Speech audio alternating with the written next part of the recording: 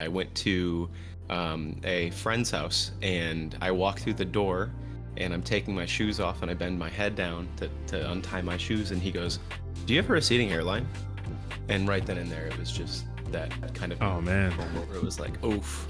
I guess my only message is, you know, really look inwards to yourself if you're someone who's on the fence about starting treatment. And I'm not talking about HRT, just finasteride, dutasteride. Really ask yourself if you're going to be happy in 4 to 5 years, or if you want to start treatment. Because I'm going to tell you right now, if you're dealing with androgenic alopecia and you are a young man, or and really anybody, it's going to be one of the best things you do. Hello, everyone, and welcome back to another episode of the HairStacks podcast. Today, we have a new guest that I want to introduce you guys to. They are a member of the Discord server, so I'll ask them to introduce themselves. Hey, everyone. My name is Donguri. I'm just going to use my Discord username. Today, I'm here to talk about my stack and a little bit about what I'm doing for hair loss. Thank you. So let's start with, when did you notice your hair loss? At what age, and how fast did it progress? So I started noticing my hair loss at about 20 years old. Looking back on it, around 18 or 19, I started to notice like pre-balding, where like there was thinning going on. But my brain at the time, from lack of knowledge, didn't recognize that it was hair loss. But 20 years old, I was in a Korean barbecue shop after a haircut, and I went into the bathroom because I was like, something's not right. Like something with my hair is not right. And I thought my barber just messed up, but I went into the bathroom and I pulled my hair up and I noticed my temporal region was receding. And at that time, it was just utter shock, because I had always had good hair. Everyone always commented on my hair and how thick it was. And I thought in that moment that my barber just kind of messed me up. But it wasn't until later that I realized, oh no, this is androgenic alopecia.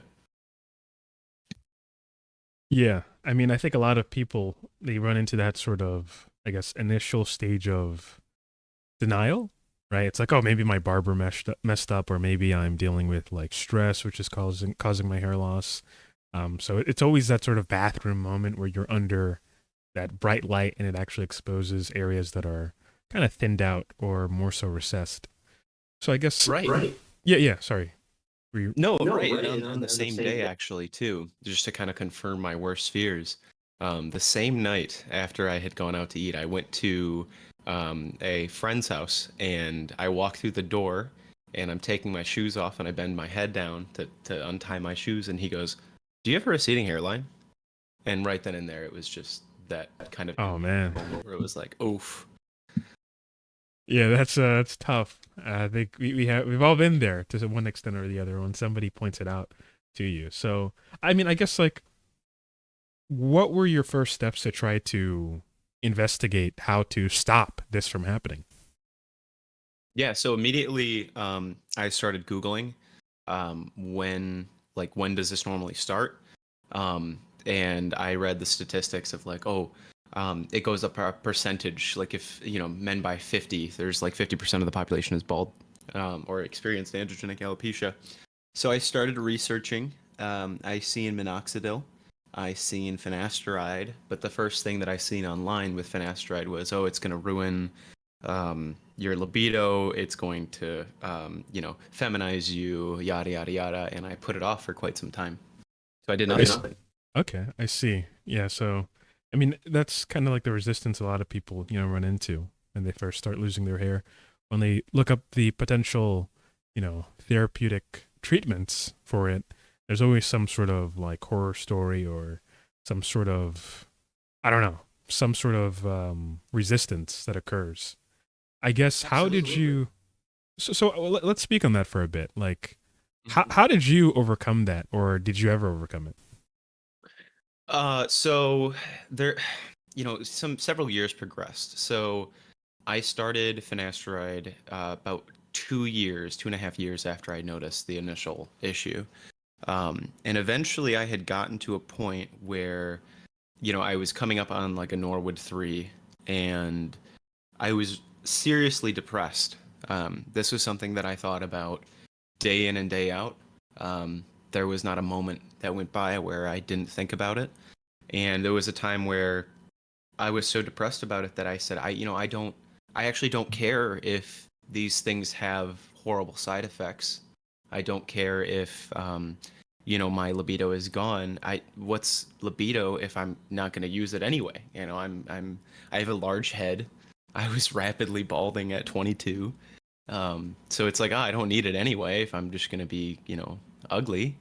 And I said, screw it. So I took my first finasteride pill on February 11th, 2023 at 1 a.m. outside of a club. My buddy had it.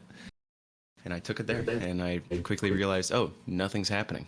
I don't feel different. It's just a pill.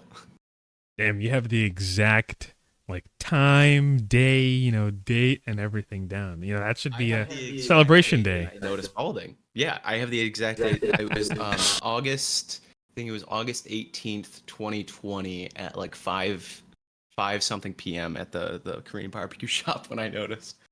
That's interesting. Yeah, I would say mine was around that time too. Yeah, August 2020 or so. So, you know. Yep.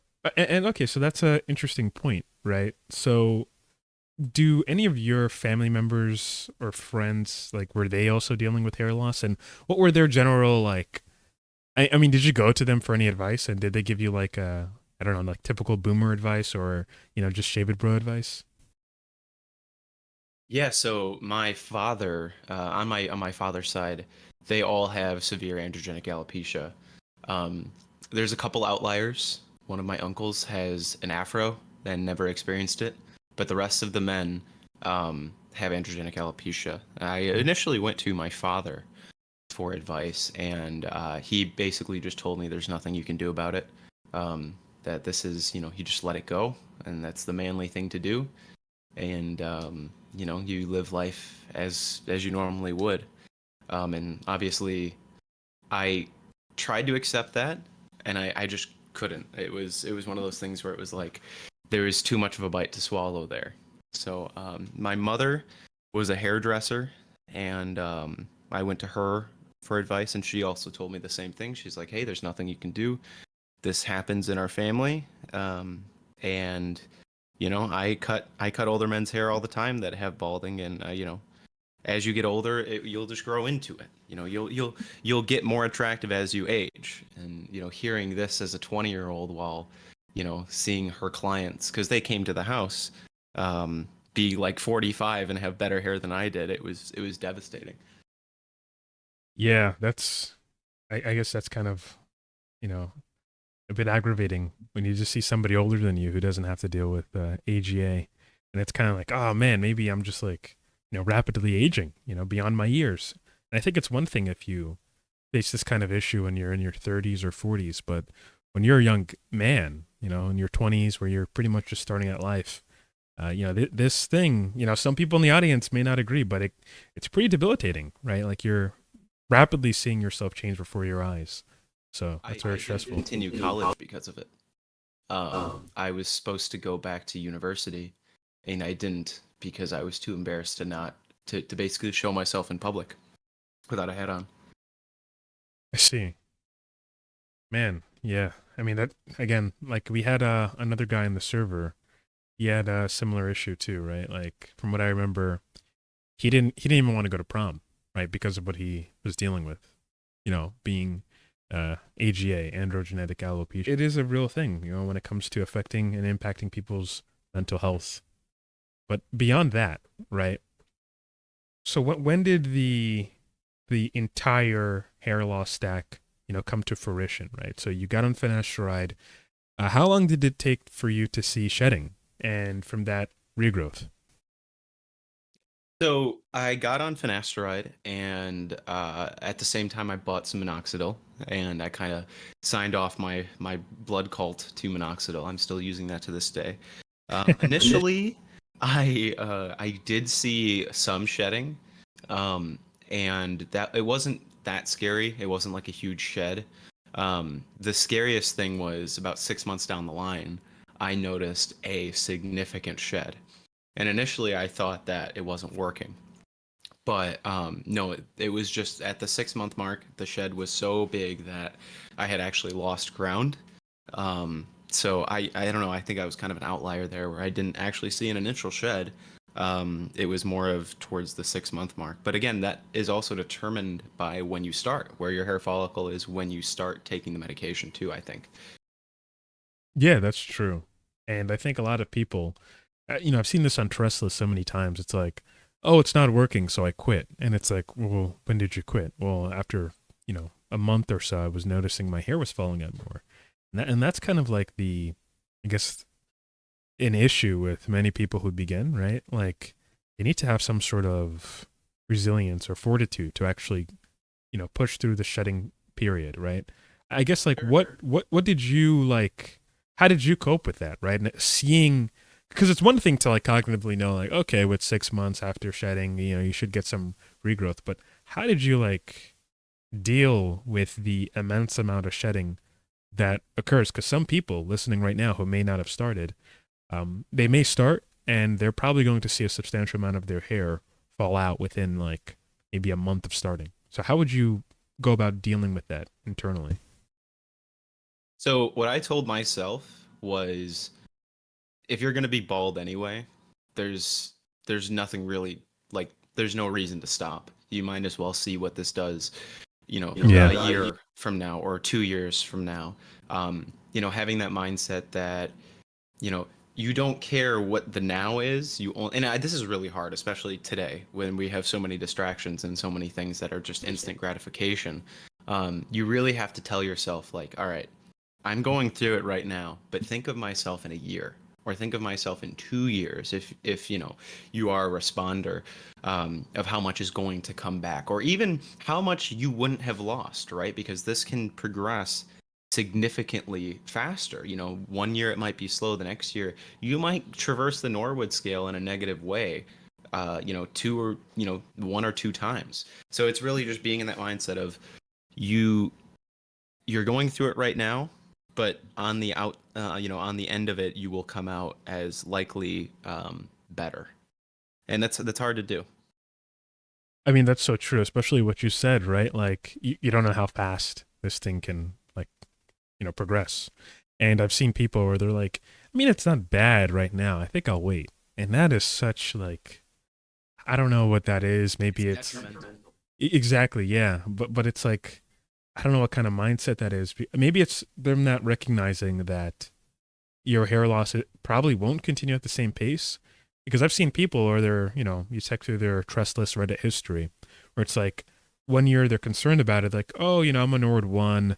And then it's like, you go to the comment section, you see their take, they're just like, oh, I mean, if it gets any worse, it's I'm only slowly losing it. If it gets any worse, I'll just start getting on treatment. And then a year later, they're at a Nord 3. It's like, well, it got really bad, right? And it was probably bad at the point where you discovered it. It's just that the hair follicles didn't fall out yet, right? They didn't shed their hairs yet. Right. So early intervention is definitely like something you have to do, right? Well, I have personal Mhm. experience with this. Oh, okay. I have a friend who he's a Norwood. He was a Norwood 2 last year, and I'd been telling him like, hey, you should get on finasteride if you're worried about it. You should get on treatment. And he said, oh, it's not that bad, whatever. And I said, listen, you can do whatever you want to do, but I'm telling you, man, it's worth a shot. Today, and this is this morning that I seen his post on social media. He is a Norwood 4 in a year. Oh man. Yeah, that is yeah, that is definitely something that is kind of jarring. And I guess like I don't know, when you get to a point where you've treated that condition for yourself, right? You kind of want to like sort of, spread the finasteride or dutasteride gospel to Yeah, everyone the else. gospel. Yeah. But like it's that hesitation because although like, you have telemedicine and, other companies that are really doing the legwork here in the United States when it comes to advertising about these medications, it's still not well known. And if people know about it, they think it's like, oh, that's that drug that like ruins your life. It's like, I mean, no. So it's like the type of information that is disseminated about these, medications can really determine people's proactivity, so to speak. Even doctors too. Some doctors aren't really keen on explaining the full mechanism of action when it comes to these drugs. But on that And they matter, also don't know, true. Doctors are not immune to bro science. You could go to your dermatologist, and your dermatologist could have gotten wrong information and just regurgitated that to you, and you would never know. You would take their opinion as kind of fact because they are a medical professional. Yeah, and it's not to say that doctors are bad, but there are bad doctors too, right? And there are doctors who are very dismissive, doctors who, you really have to pull their teeth in order for them to actually see your issue, right? So that's why advocating for yourself as a patient is number one beyond anything else. I remember I went to one dermatologist. I already had my hair loss stack. I just needed a prescription. I walk in and I see the Nutrafol sign, and I'm like, you know what? I know I just wasted my copay here, but let's just see it through. I'm getting like PRP suggestions instead of actually getting the prescription. I'm getting told that, oh, well, the computer doesn't say like it's for hair loss. And I'm like, the computer? Right? So, like, I mean, have you had any like weird experiences with doctors who are kind of like, you're just sitting there and you're like, you know what? Yeah, this is just not it. I have to go see another doctor for an opinion. Yeah. I updated my primary care physician because she asked me, are you on any daily medications? And I told her, yeah, I'm on finasteride. And she told me that finasteride was liver toxic and that it doesn't work and I shouldn't take it because I'm a man. And she also told me What? she recommended coconut oil. Oh man, I mean, I guess she's more credible because she didn't say the rosemary oil. So I mean, coconut oil is the first one. But that's ridiculous, honestly. Jeez, I wouldn't even know how to react to that. I would just probably get up and just walk out as she's speaking. Well, I showed her studies because I had studies on my phone. And I was like, can you, just read these, look these over, because I told her blatantly, I was like, I'm not going to stop taking it. It's not liver toxic. I'm fine. Um, I do far more damage to my liver on my own than this drug will do. So, you know, it's you're goofy, man. But eventually she was like, all right, we'll just monitor it. And then I went to a couple other dermatologists for unrelated issues. And they were on board. They were like, oh yeah, good, good for you. Um, but yeah, it's interesting. So as your hair improved, right? You went from hair loss to recovery. Can you give an idea of what that time frame was like from when you first started out the medication all the way to where you are now? Did you change anything in your hair loss stack? Did you go about, changing any protocols, any dose frequencies, anything between that time period to improve your hair quality? Yeah, so in the first year, I seen complete like stoppage of hair loss. Within the first probably 3 months, I seen baby hair sprouting. And I just kind of continued on that trajectory of monitoring it, while still being severely insecure about it, because it wasn't, obviously these things take time. Um, so I was on finasteride and minoxidil for about a year and a half with good results. With just the finasteride and minoxidil, ended up posting on Trestless my update, and everyone was saying that it was a good recovery. But by a year and a half, I had to really kind of sit myself in the mirror because I still was not happy with my progress. And I looked into things like dutasteride. And again, I was a little bit hesitant to start dutasteride because I was scared that there was going to be a shed. Um, and then I started looking at other things that were kind of outside the normal, 5-alpha reductase inhibitors. I started looking at, spironolactone, which is a total androgen inhibitor, and things like estradiol, because I seen their anabolic effects on hair. Oh, cool. Okay, so when you implemented those two drugs, at what point, like, did you implement the spironolactone first, then dutasteride, or was it something like you kind of did all at once? So the dutasteride was a gradual shift, which looking back on it now doesn't really make sense because I ended up implementing 2 milligram estradiol pills, sublingual, and 50 milligrams of spironolactone in September of 2024.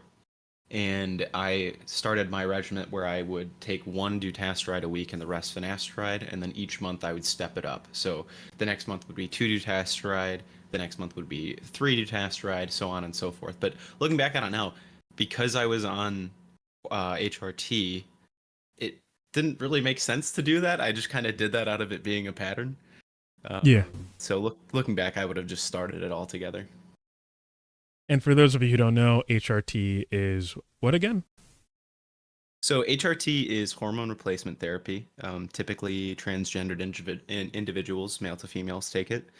Um, I started with pills, and then in October of last year, October 2024, is when I started injections. And man, the power that that has for your hair follicles is, I want to say it's incredible, actually. It's almost from October to now, the difference in my hair quality in such a short period of time is insane. Yeah, especially when you look at studies with scanning electron microscope images of hair from the same race individuals. When you look at the gender differences, women or people that tend to have higher estrogen, in their bloodstream, you notice that the width of their hair shafts are longer, and also it is true that estrogen causes for the hair follicle to stay in anagen longer, so a longer growth phase. So estrogen is really anabolic for hair growth. And I would ask, did you feel a change with the it's one thing to have like visual improvement, right? But it's another thing to have like the density improve, like the width. Did you observe any like improvement? Did you observe active improvements, right? And by active improvements, what do I mean? I mean that you have a hair that you've been growing for, let's say, 6 months, but at the time of you implementing, your estrogen and your spironolactone, maybe a year later or 6 months from that point on, if you observe that same hair, did you notice any like width disparities, right? Yes, yes. So specifically since starting injections, it has been so rapidly improving that I can notice visual differences on a month-to-month basis. The things that I've noticed is less shedding. So I think that my the anagen growth phase is longer now, and increased density. So if I look at my hair under a microscope or my follicle under a microscope, there within 3 months there was 2 to 3 new additional hairs coming out of one follicle, as Oh wow. opposed to only like two. Wow, that's really good though. So would you think that those hairs were already there? Maybe they were like vellus, and this was kind of like a kicker to make them intermediate to terminal. Yeah, so they were definitely there. I seen them when I looked at my scalp under a microscope while just on finasteride. They were definitely vellus, and they remained vellus for that year and a half while I was just on finasteride and minoxidil. It wasn't until the introduction of HRT that kicked something in the tissue to start producing full hair. It literally is like a kickstart or like a jump start when you jump start a car. It's kind of incredible how that works. Would you say at the moment you're at your apex of your recovery ever since introducing the HRT stack, or would you argue that maybe there's still some more benefits to get out of your current stack, and possibly would you say you're at your juvenile level? No, so I would say currently that what I have gotten back from HRT is about 60% of the way back to juvenile. Cosmetically, on a day-to-day basis, if I just do my hair how I normally would, people would not know that I had androgenic alopecia. People actually are shocked when I tell them and show them pictures of where it was before. Um, so I already have that in my favor, but there's still 2 to 3 other layers of regrowth that are coming back, that are just not fully length yet. So I have like one layer that's almost fully length, I have another layer that's like halfway, another layer that's still catching up to the like it's like 25% of the length of my normal hair. So no, I don't think that I'm at my apex. I think the apex will likely come probably at a year and a half. But I actually don't know. I don't know how thick my hair is going to get. Every month I'm more and more surprised by how it improves. Yeah, that's interesting. Definitely interesting. So for some people who are listening in the audience, they may think, you know, getting on HRT, they might be questioning what were your motives for HRT, right? Like, was it for hair? Was it for something else? Would you like to explain maybe on that particular dynamic? Yeah, it definitely warrants explanation because it shocks a lot of people when I tell them what I'm on. But it was August of last year, and I knew that it would work, and I set a goal in my head.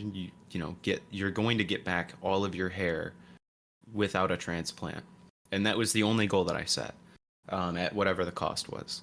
And I had already been kind of not really caring of my masculinity. I wouldn't go as far as say that I'm a transgender individual, but I definitely don't value my masculinity. It's one of those things where I don't really care what people perceive me as.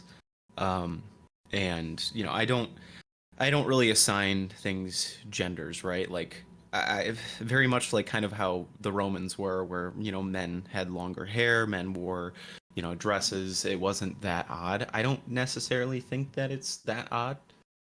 So I really don't care, how people perceive me, and I don't really put a label on it. And I kind of get fire from both sides, right? I have the outside of the trans community, people calling me, feminine or people calling me slurs, and then also within the trans community because I tell them, I don't like to put a label on it.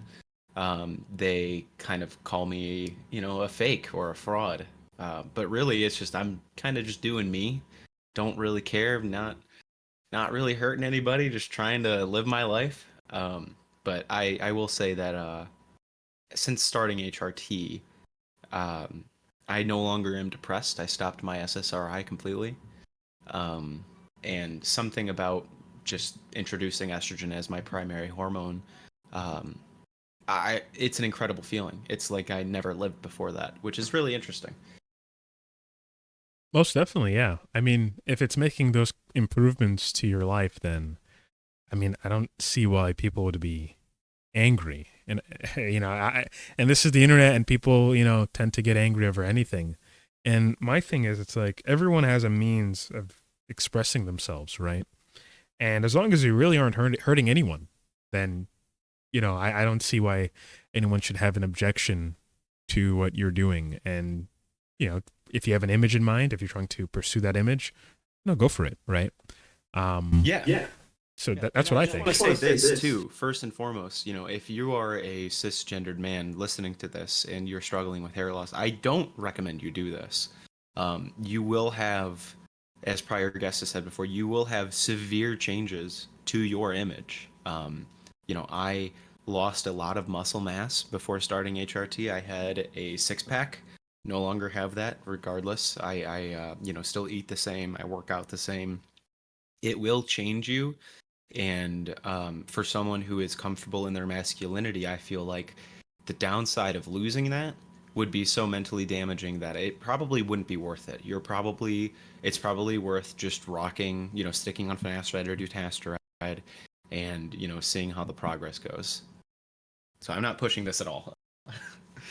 Yeah, I would agree with you on that. Like, I think you have to have a degree of, I don't know, like if you value your masculine traits and it's very core to your identity, then obviously this isn't a path for you. But if you're like, to hell with that, I don't really care, and you have other motives in mind, other goals, then maybe if you want to do HRT, if that is an avenue that you're willing to explore, certainly talk to your doctor. I'm not a doctor, but it is an option, right?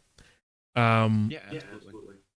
and I would say from there, even in literature, I think researchers are starting to go into the realm of selective estrogen receptor modulator, SERMs, and other people may know the other aspect of that, selective androgen receptor modulator, SARMs. And these are molecules that work at the receptor level to kind of modulate them to, perhaps even locally, to have some sort of an impact on those receptors so they can elicit some kind of change. And if we're, in theory, talking about how estrogen can have these sort of impacts on the estrogen receptors, because there's two, alpha and beta, if you can create some sort of SERM that could do that, maybe you could get the estrogenic anabolic benefits of the hair follicle without having any sort of significant systemic exposure or systemic modulation. And I guess on that, point alone, I don't know. Do you even think something like that would even be popular, right? Because of the stigma that HRT gets in general? So it depends, right? I personally know of a doctor. I believe his name is Dr. Powers. He's very big in the HRT, the trans community. He tried to compound estrogen, right, a topical estrogen for his face for youth and longevity. And I'm uncertain if it worked or not, but he said that it went systemic and he kind of felt like dysmorphic, where like he was like, oh my gosh, my hormones are messed up. So I definitely think it's been tried, but if you can get a topical solution that would only act locally on the hair follicles, I think it would be revolutionary, even outside of finasteride and dutasteride. But some sort of combination therapy, because obviously at the bottom line, you have to wash away the DHT.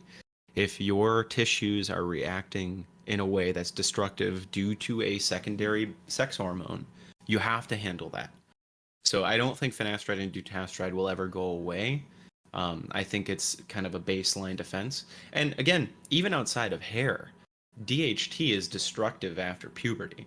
Oh It's yeah. the reason why men have bad skin. It's the reason why, all sorts of other disorders, dermatological disorders happen. It's the root cause of a lot of things. And actually, it's also the root cause for women.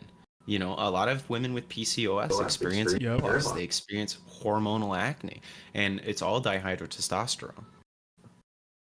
I would certainly agree with you on that. Like, it's weird. Like, people, they over exaggerate the importance of DHT. It's like, oh, DHT is the manly hormone. And it's like, well, in your musculoskeletal systems, DHT is not responsible for your, your force production or any sort of strength. That's testosterone. And even at that, like, when you look at all these studies, when it comes to the implication of DHT in cardiovascular disease, that has a high implication when it comes to dysregulating, lipid production in your skin, causing forms of acne, causing just, seborrheic dermatitis, and even, potentially being linked to other alopecias in the lymphocytic, autoimmune sense, due to lipid dysregulation and lipotoxicity caused by an overactive sebaceous gland and DHT modulating those sebaceous glands to produce more sebum, high in triglycerides, and I think I'm just reciting hair loss scripture at this point. But the point is, you can't go down the list, right? There's so many different things that it contributes to. But I want to note too, before HRT, when I was on finasteride, I actually noticed a increase of muscle mass. I was actually able to. I was cutting at the time, so I actually, it benefited. And this is anecdotal. I could have just been timing, but I thought that it benefited my strength almost, which again, anecdotal, but it does boost testosterone, base testosterone. yeah, that's one thing that people don't seem to also take into account, right? And maybe it's like the disinformation, misinformation, I don't know what you want to call it, on finasteride and dutasteride. Oh, if you take this, bro, it's going to reduce your testosterone. Literally does the opposite. Literally does the opposite. If your free testosterone cannot convert into DHT, it increases your testosterone, right? Even more so on dutasteride. So I don't, and really, you mostly see this criticism from dudes who are taking anabolic androgenic steroids like Tren, right? Like the worst criticisms of dutasteride and finasteride that I've ever seen, right, are people who are abusing steroids in general. It's like, oh, bro, you take that, you're ruining your body, man. as they've already ruined their body beyond belief. Not even in any sort of like, oh, their gonads or anything like that. They've literally ruined their cardiovascular system. They've ruined so many aspects of their body, their skin, their glands, everything, due to the ravaging effects of androgens, right? Listen, just because you have a high androgen, I guess, consistency in your bloodstream doesn't mean that's a good thing. And it's usually tied to, possibly the reason why men have a shorter lifespan than women. And I don't know why anyone finds that glamorous. Absolutely. Absolutely. And there's nothing really First of all, if you care about your hair, you would not take anabolic steroids. It's even on It's true, yeah. Finasteride, I've had friends that, they take Doot and they take, Tren or, Anavar or one of these DHT derived anabolic steroids. It simply nukes your hormones so much that something like dutasteride might not work. Again, this isn't for all individuals. If your scalp is resistant to 5-alpha reductase or you don't have that gene, obviously it's going to be different. There are bodybuilders with full heads of hair, but for someone who has, the vast majority of population that does lose their hair, you're going to severely just nuke your hair. There's no way around it. Yeah, I would agree with you on that. And also, like, just for the, I guess, histopathology or pathological explanation of androgenetic alopecia, it's when DHT binds to the androgen receptor in the hair follicle that has the genes for androgenetic alopecia. Those two things form something called a complex, the DHT androgen receptor complex. It goes into the nucleus of the cell, and then it binds to sites called androgen response elements or androgen response sites. And there it produces or activates genes that cause your hair follicles to miniaturize. But the reason why you probably don't want to mess around with DHT derived androgens is because, well, first off, you're going to be just straight up injecting it into your bloodstream, right? With dutasteride and finasteride, you're just cutting off the enzyme so you don't get DHT. Now, if you're already injecting yourself with DHT and exogenous derived forms of DHT, that sort of receptor activity is still going to occur. So I think that's also one thing people have to take into account. If you're actively introducing more DHT or DHT-like things into your body, DUT isn't going to work because DUT's not binding to DHT. It's binding to the enzyme 5-alpha reductase, either 1, 2, or maybe 3, that causes the creation of DHT. So, I don't think people actively take that into account when they, take steroids and then ultimately use dutasteride and they think, oh, why am I losing my hair? Well, you're just introducing DHT now at a higher rate. You've introduced what is the equivalent to your hair follicles as an atom bomb, really. Yeah. These things are going to excel. But outside of that, I wanted to also clear up this conception about post-finasteride syndrome, which... Uh-oh. I don't know, man. I don't know. Hey, yeah, the ground's yours. Yeah, you got it. So, if you are worried about post-finasteride syndrome, just know that I, as an individual, which my estrogen levels are at thorough 218, so 218 PG, and my testosterone is at 30 PG. If you are worried about post-finasteride syndrome, just note that me, as an individual on total blockers, have no dysregulation of sexual function, still very active, have seen no sexual side effects other than gonad shrinkage. If I'm able to take these and still function, you're going to be fine. You will not get your sexual dysfunction will not happen from finasteride. And if it does, again, there are some people that do have sexual dysfunction with finasteride. It's likely that you're just going to have to continue to take it, and it will go away. Or you can discontinue it, and likewise, it should go away over time. Same thing with dutasteride as well. Like with dutasteride, although it has a longer half-life, if you are having side effects, you discontinue it. Over time, your side effects should subside. But at this point, look, it's not even about just sexual side effects when it comes to PFS. You have people saying they have like pale white poop. You have people saying that they're going blind now. it's insane. It's like, let's just make any side effect or, attribute anything bad in the world that we could get after we take this drug. Let's blame it on the drug itself, even though it could very well be something else. Yeah. I should be Helen Keller by now. Like, I should be just deaf, blind, and all sorts of messed up. Yeah, and Screen right now. yeah, that's the thing. Like, I think with PFS just being out there in the wild, right, and it not having a solid histopathological like outline, like, okay, this is why it's occurring, this is what it's affecting, this is the mechanism of action. It leads to people just making so many conclusions, right? It's like, well, what we know about PFS is that, it makes you sensitive to minoxidil too, and any drug you put in your body from there on out, you can also get side effects. It's like, who's making these claims? Why are you making these claims? Does that even sound rational to you? Where are the studies that prove this? And the burden of proof for something like this condition that has very, very minimal literature, the burden of proof is somehow lower, right? To the point where now you have this condition that doesn't have that much studies to it being brought up to the same prominence as the safety, the body of literature, decades of research from independent institutions that sometimes have competing interests against each other that all come to the conclusion that, hey, this drug is pretty safe. But just a couple guys who may not even be in the field say, oh, it's not safe. And then the studies they have don't record baseline readings of anything, right? They actively don't have placebo groups for some weird reason. And then they make extraordinary claims based on lab rats, literal lab rats, that are given 5, maybe 10 times the dose a human being would get.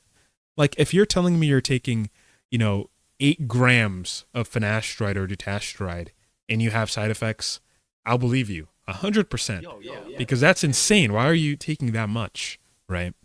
And I think that's the issue with PFS. It's just it develops a new side effect every day. I don't know. Something happens. You're sensitive to cold, aren't we all? Well, it's really, if you think about it, the perfect scapegoat, right? You have a so Oh yeah. finasteride, dutasteride isn't going to feminize you. You have a non-feminizing hormonal medication. So that right there is going to get people, men in particular, all riled up of, oh, it's altering my hormones. Well, if it's altering my hormones, then it must be doing other things. So it's the perfect scapegoat to put off any issue that you may be having, even if you didn't take the medication, right? To just throw it at finasteride, throw it at dutasteride. And, there's an online community that will support you in just kind of lobbing everything into that group.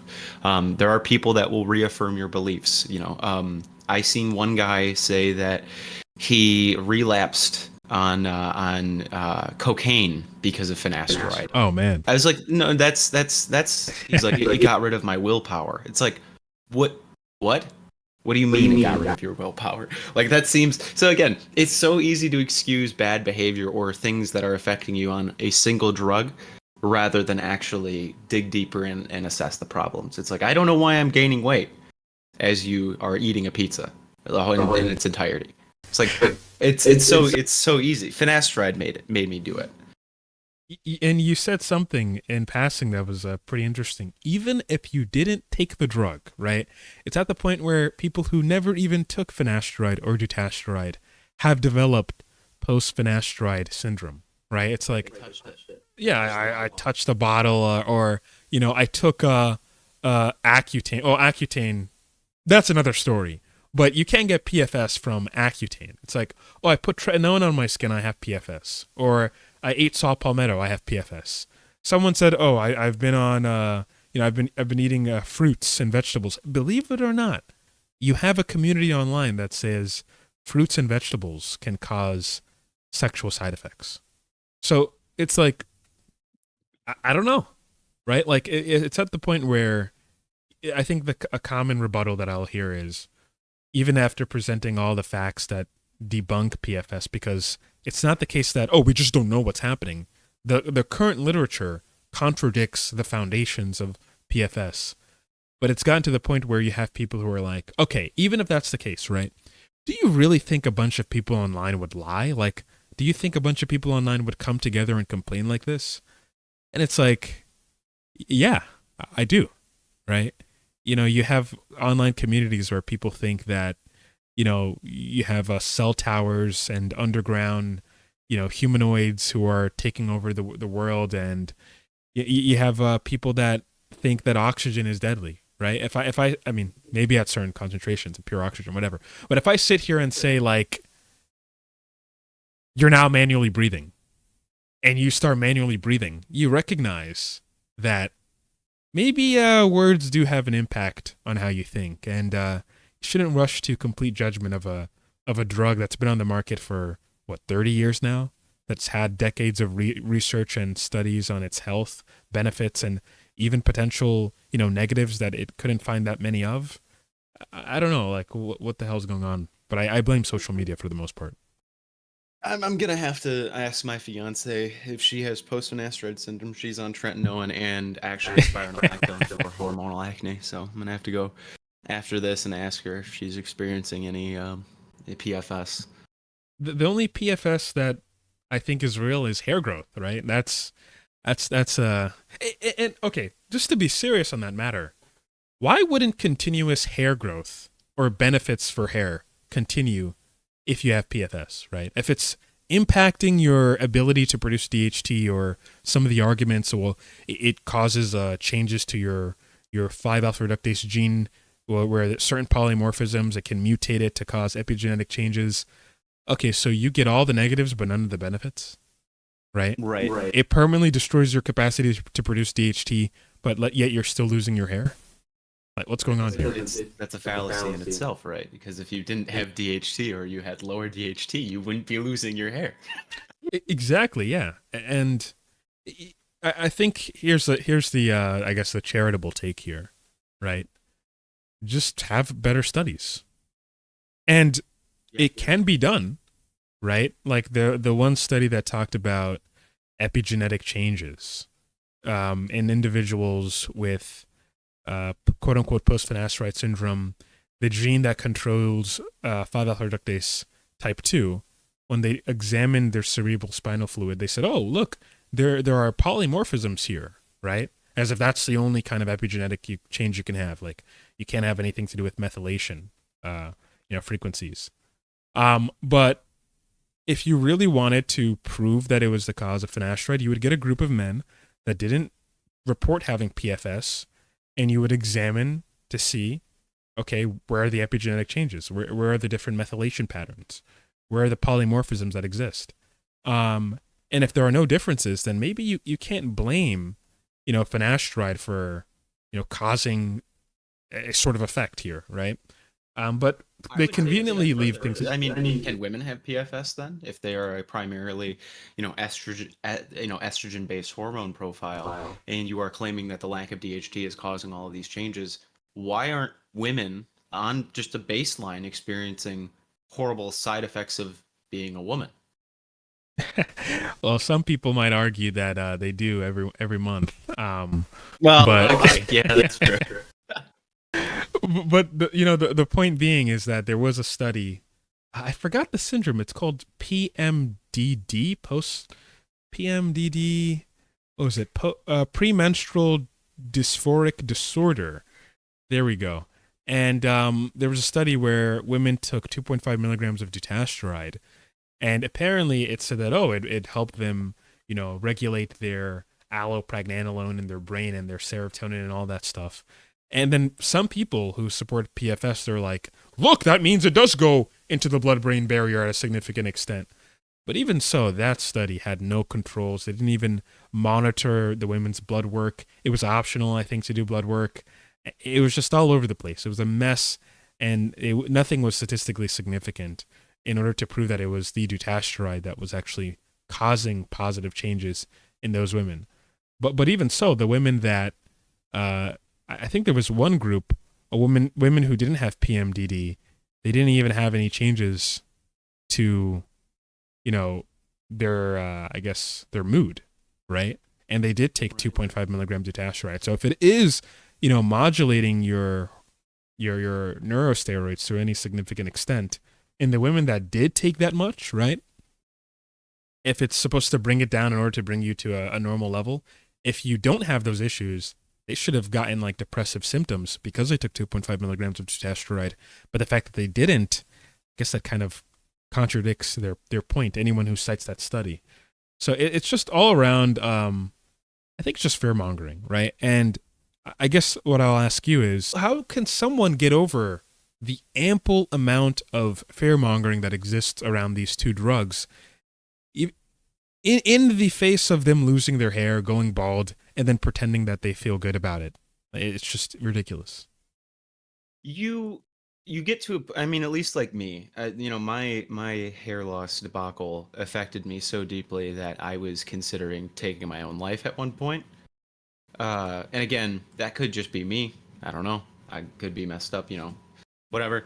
But you have to think about this. The bottom line is, do you look at yourself in the mirror and ask yourself, in spite of these side effects, that a lot of them aren't even real, do you or can you reasonably see yourself without hair and be happy?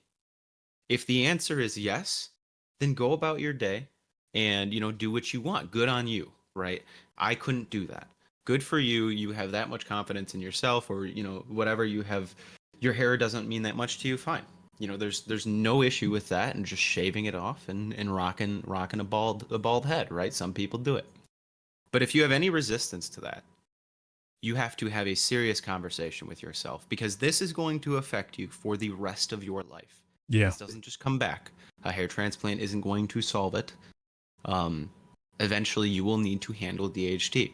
So I think people need to have a conversation with themselves of, hey, can I actually see myself in, 3-4 years, however long it progresses, completely bald and happy?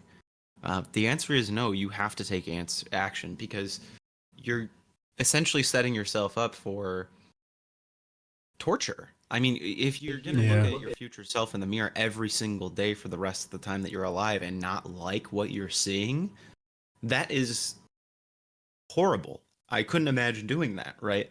And, you can say what you want, like, oh, people age into it, or, as you get older, it's more natural. It's ask, an old man, if they're happy about having, Norwood 6. It'd be like, hey, are you happy about that? Are you happy that this happened to you? I know personally from the men in my family, no, they're not happy about it. Yeah. But again, they're past a certain point where they don't care anymore, which again you can potentially get to. But for a young person specifically in their 20s, ask yourself if you're cool being 25, 22, 23, and bald. And at that point too, you're in the minority, right? Like, Definitely. you are in the, not a lot of men lose their hair that early, right? While it's common, it's still not that common. But yeah, man, yeah. I mean, and it can push you into dark places too. There was a time where I would go to my family and I would kind of blame them for it too, right? I'd be like, why? I specifically went up to my mom and I was like, why did you breed with this man, knowing this was going to happen to me? Why did you do this to me? And it's just that it's so dark thinking back on it, but it's like, if you care about it and it affects you in a negative way, it's like your brain will go certain places. You know what? I completely agree with you, right? And when it comes to the honest conversation you need to have with yourself, like don't lie. Don't think, oh, I can deal with it. If right now you're hesitant and you're thinking, I won't like this, or I don't like this, or you have that feeling that you don't want to deal with this, you have to take some sort of action. And a lot of people just don't do that. And at least, look, you can shave your head, right? You can shave off your hair, but being bald is different than having a buzz cut, right? Right. And at least you get the option to shave your head and still have some kind of a hairstyle if you do treatment. It's kind of like, you're giving yourself time. If you're bald, you're bald. That's the only style you're going to have. You're going to be known as the bald guy, right? And if that's not a bad thing, right? If that's something you don't really give a shit about, then okay, first off, why are you listening to this, right? You probably care. Second, don't cope about it in the wrong way, right? Everyone's coping in their own way, whether you choose to just, I'll be the bald guy, I'll deal with it, or take medication and actively treat it. Just be honest with yourself. And I think actually, I think it's worth actually going about trying the treatment for a while. You don't really lose anything. The only thing you lose in not getting on the treatment as soon as you can is time and hair follicles. And it's going to make it even harder in the future to try to surmount your hair loss issues the longer you wait, right? So People don't think about the permanence of the disease that is androgenic alopecia. It is True. permanent. There is nothing that you are going to do after a certain point that will cure it. Even again, hair transplants, they will not cure it. Well, that's the thing, though. Some people view it as a cure. So let's talk about that a bit more. Like, well, okay, what is a cure and what is a treatment? Let's maybe let's talk about that for a bit. Cure, in my mind, is again, some people have different definitions because a cure would be instantaneous, right? You do something and then it's back. But in my mind, what I'm doing, I sent you pictures. Just look at the results. It's still going too. So I think that I have successfully cured it over time, or Functionally. it functionally. But I don't know. Treatment and cure, there's a certain line, right? You're treating it, and then at what point do you say, if you traverse back to a Norwood zero, is that the cure? Is a juvenile hairline a cure? Is your bald spot shrinking a cure? If it still exists, are you treating it or is it cured? Things take time, right? Your hair follicles aren't going to manifest out of thin air. They're a living organism that grow, right? It's like your fingernails. You're not just going to take a medication and your fingernails are going to be, 5 inches long. It takes time. Yeah, that's certainly true, right? And for me, I guess I fall under the same line of thinking. Like, hey, if this treatment that I have to take every day or damn near daily is good enough to bring me back to a level of comfort where I'm actually growing my hair and I'm not losing any more hair, yeah, that for me in my life, I'll call that a cure, right? For the problems that I was dealing with before, now that I have this, these treatments, functionally it's a cure, right? But people are pedantic. It's like, well, cure one time thing, then you don't have to do it anymore. It's like, well, beggars can't be choosers, right? If you're just going to sit on the sidelines and complain about it, then don't take any treatment and wait until your hair loss is permanent. And whether or not you get a cure by the time you're in your 50s and you wasted your youth praying for this to come about, it's just time wasted, time wasted. You will regret not taking action from someone who didn't take action, even just, halting it a couple of years. I could have saved so much time had I not fallen for the PFS lies on the internet. And not only that, too, I'm at a point where I don't think about my hair loss anymore. I still think about whether or not it looks good, but the liberation of not feeling like I have to, constantly be worrying about it. I can just throw my hair back and go outside and do my thing without having to constantly worry about it. That the freedom from that has been so significant in my life. Like last month I was just looking at old pictures and I looked in the mirror and seen what it is now. And I started tearing up because it was like, wow, for 4 years, all I thought about was your hairline is going away. You're going to be bald. Oh my God. For 4 years, that was all that was on my mind. To not have that constant burden, to not, push that weight up the hill every day, it's so relieving. I can't even describe the relief. Most definitely. And the people listening, all it takes as a introductory to start 1 milligram of finasteride a day at the very least, if nothing else, just 1 milligram of finasteride a day. Talk to your doctor about it because it's, I don't know. I'll say the same thing. Like when I first saw one of my older brothers lose his hair, right? Like this thing happened. I was 16. He was 18. He was losing it quick, like within a year, right? And just to see how his mood changed, going from a Norwood 1, then 2 years later to a Norwood 3, and then when he's like 24, 25, Norwood 6. Look, guys, you can be macho man or whatever, you can fake that bravado, right? But only you know how you feel, right? And if you feel bad about it, you got to take some sort of action. You got to do something about it. And at Right. the And, very and least, it's again, finasteride. there's nothing wrong with if that's what you want to do, you can do it. But even if, you at the very least, let's say you just maintain it, right? There's other cosmetic options available Yeah. for you. That's what I told my one friend. He was like, "Oh, I'm just gonna shave it and grow my beard," and I was like, "Yeah, you can do that, and you'd probably look fine."